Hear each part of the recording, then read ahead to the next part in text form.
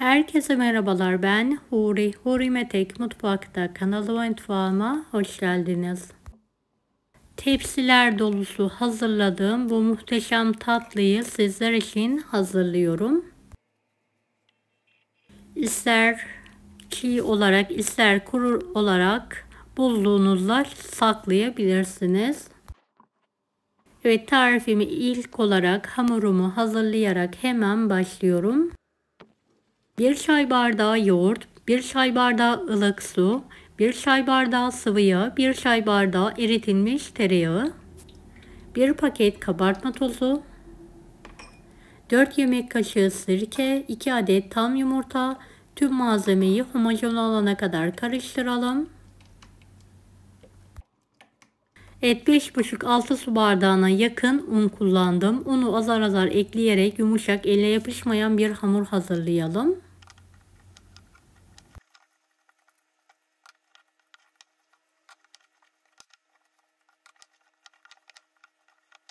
Evet, hamuru toparladıktan sonra tezgah üzerine alıyorum. Pürüzsüz olana kadar yoğurma işlemine devam ediyorum.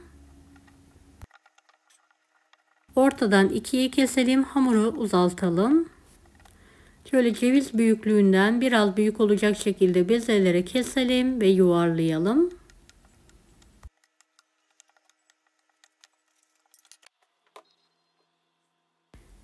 Evet, yuvarladığımız bezeleri bir tepsiye alalım. Üzerini kapatarak en az 1 saat dinlenmesi için kenara kaldıralım. Toplamda 29 beze hazırladım. Evet, bezeleri tek tek nişasta ve un karışımıyla açalım.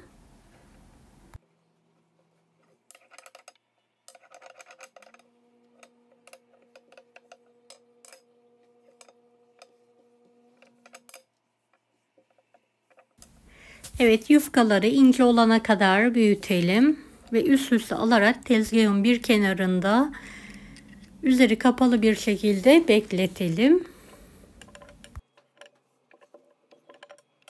Evet, son yufkamı da açıyorum.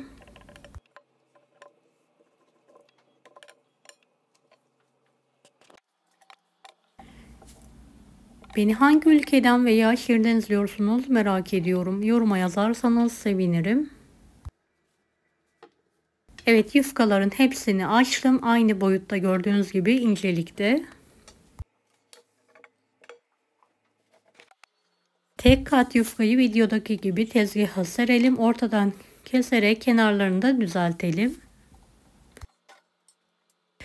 1 kilo saf tereyağı, 2 su bardağı sıvı yağını karıştırdım. Üzerine bir fırça yardımıyla her tarafına gelecek şekilde tüm yufkalarda kullandım. Çok az ceviz ve fındık karışımı serpiyorum. Ve elimle videodaki gibi büzgü yaparak gül şekli veriyorum. Evet, diğer yufkaları da aynı şekilde hazırlayalım. Evet, şöyle yuvarlak büyük bir tepsiye alıyorum.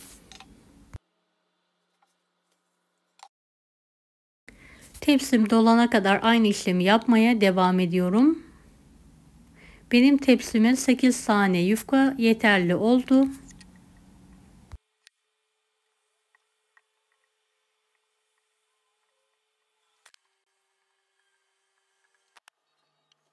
Son tatlımı da tepsiye yerleştiriyorum. Üzerine bir fırça veya kaşık yardımıyla her tarafına gelecek şekilde bolca yağ gezdirelim.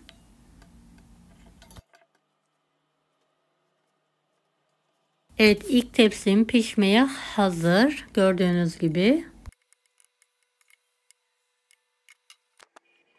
Evet, şerbetimiz için 4 su bardağı içme suyunu tencereye alalım.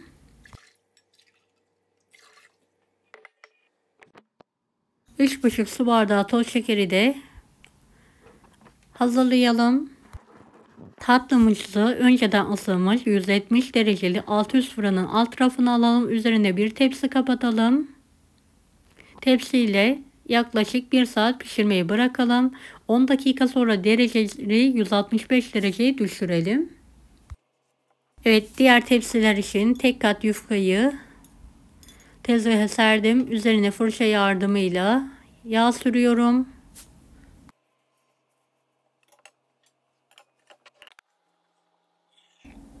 Ortadan ikiye kesiyorum. Kenarlarını da kıvırıyorum. İnce bir oklavaya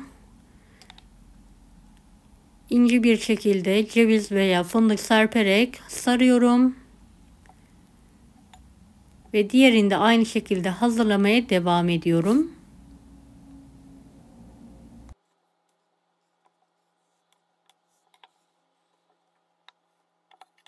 Evet, ortadan ikiye keselim ve bülbül yuvası şeklinde hazırlayalım.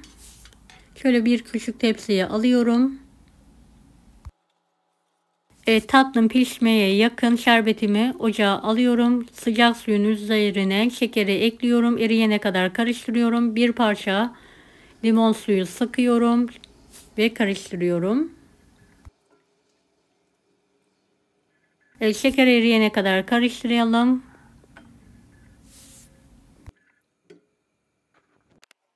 Kenara 12 adet yufka ayırdıktan sonra hepsini bu şekilde hazırladım. Evet, yarım yufkayı ince oklavaya sararak büzüyorum.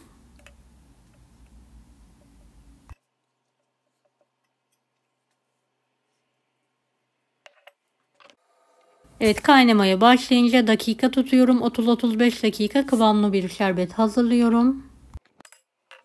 Evet, tatlımı oklavadan çıkardıktan sonra ortadan ikiye kesiyorum ve küçük bir yuvarlak tepsiye diziyorum.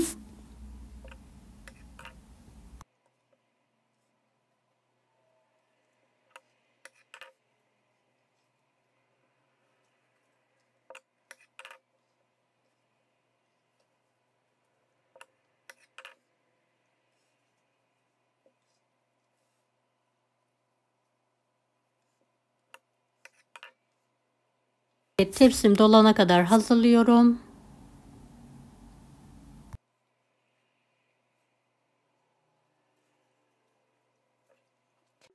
Evet, kalanları da hiç kesmeden etrafında doluyorum ve küçük bir tepsiye alıyorum.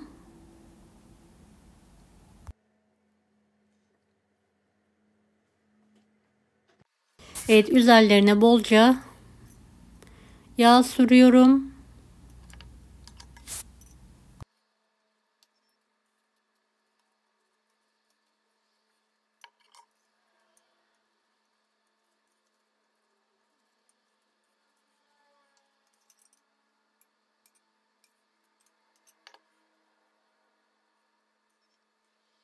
Evet, üçüncü tepsim de hazır gördüğünüz gibi. Bir saat sonra fırından üzerinden tepsiyi alıyorum. Dereceyi de 160 dereceye indiriyorum. Üzeri şöyle nar gibi kızarana kadar pişirmeye bırakıyorum.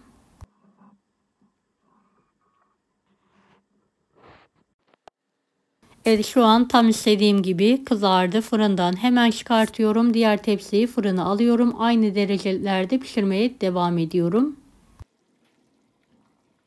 Evet, kısık ocağa alıyorum. Şerbetim de kıvam aldı. Sıcak tatlıya sıcak şerbetimi ocak üzerinde gezdiriyorum.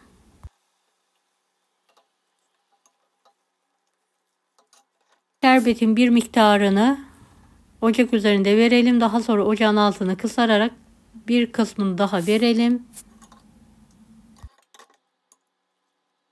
Şerbetten 1,5 su bardağı kenara ayırıyorum. Diğer tepsim için tatlımı soğumaya bırakıyorum. Son tepsim için de bir yufkayı tamamen yağladım. Kenarlarını kıvırıyorum. Bolca fındık ve ceviz serpiyorum. Her tarafına gelecek şekilde ince oklavaya sararak büzdürüyorum. Ve hiç kesmeden uzun bir şekilde uzun tepsiye yerleştiriyorum.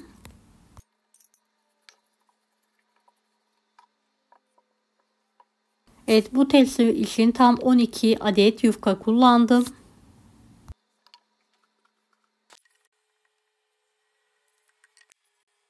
Hepsini hazırlıyorum.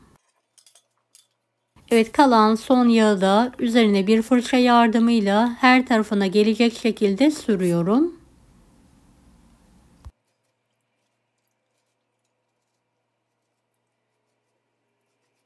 Evet, ister kuru ister çiğ olarak buzlukta saklayabilirsiniz.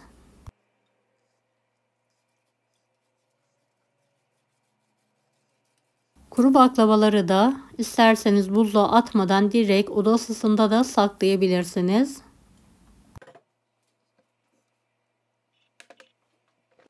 Evet, soğuk tatlımı Antep fıstığı serperek ikrama hazırlıyorum.